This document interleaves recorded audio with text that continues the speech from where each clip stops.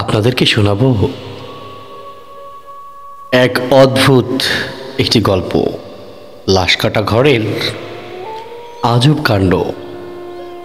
লাশ কাটা ঘরে লাশের সঙ্গে কি হয়, কি এমন কাজ হয়,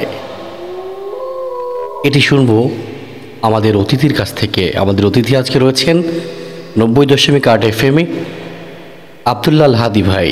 তার কাছ থেকে শুনবো লাশ কাটা ঘরে একটি লাশের সঙ্গে কি কি হয়। লাশ কাটা ঘরে লাশের সাথে কি করা হয় জানেন কি? এটা আপনার কল্পনাকেও হার বানাবে।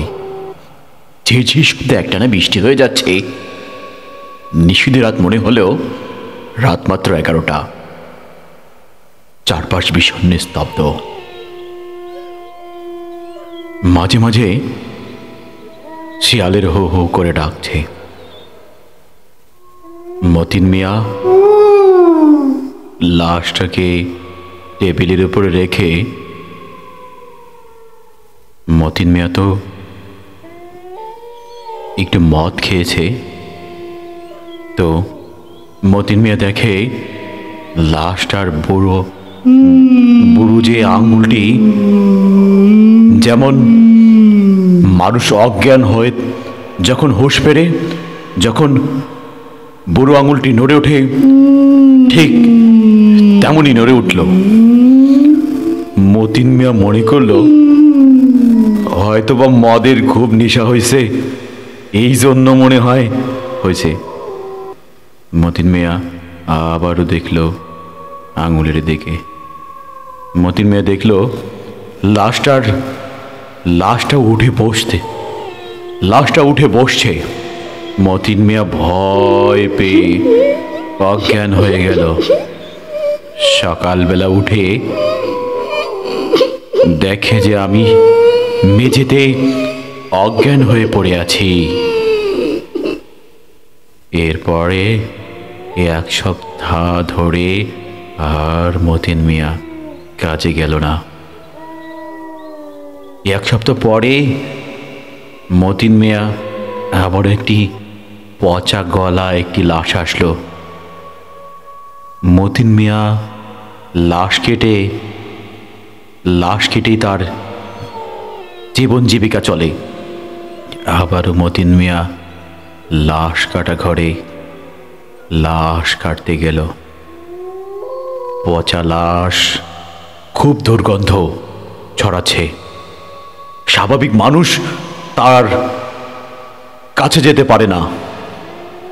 মতিন মিয়া 2 ব্যাগ মদ খেয়ে লাশ কাটতে গেল।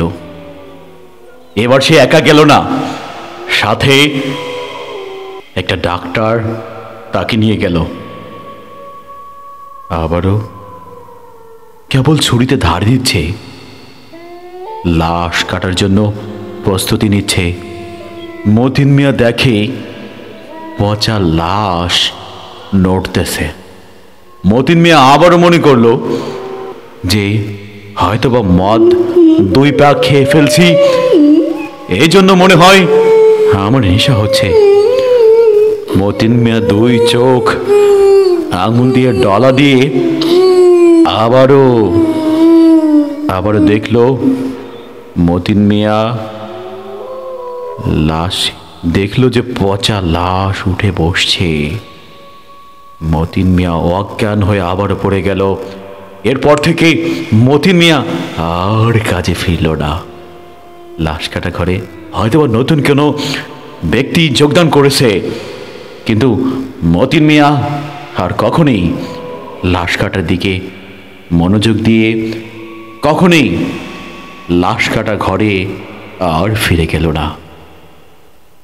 দর্শক, আমরা শুনতেছিলাম আব্দুল্লাহ আল হাদি ভাইয়ের কাছ থেকে মতিন মিয়ার লাশ কাটার গল্প, যে গল্পে মিশে আছে মতিন মিয়ার রক্তাক্ত হাত, মৃত ব্যক্তি কিভাবে নাড়াচাড়া দেয়, মৃত ব্যক্তি কিভাবে উঠে বসে, এমন কিছু আরও সুন্দর গল্প নিয়ে আপনাদের মাঝে আমরা উপস্থিত হব।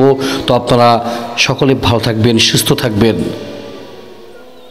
90.8 FM এশিয়ান রেডিও।